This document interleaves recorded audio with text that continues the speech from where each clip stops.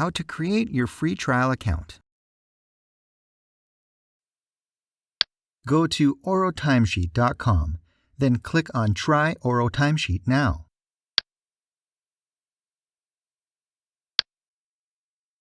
Enter your name, email, and choose a password. Enter your company name, then enter the number displayed in the CAPTCHA.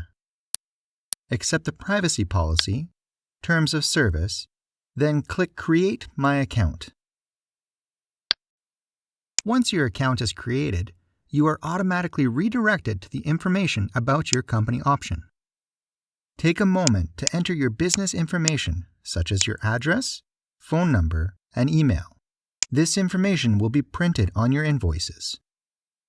If you have a company logo, you can upload it in the application by clicking on the button Load a Logo. It will also be printed on your invoices. Click the Save button to save your information. You can return to this option at any time to make changes by clicking on the More tab, then selecting Menu, Configuration, Information about your company.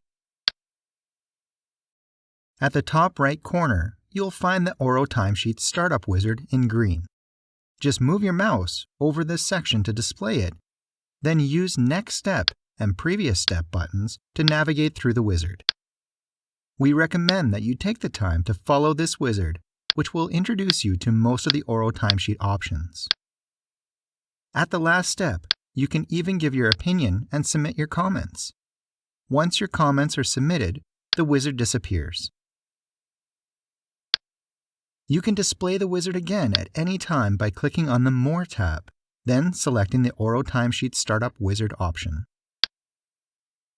Once displayed, this wizard remains visible in most of the OroTimesheet options.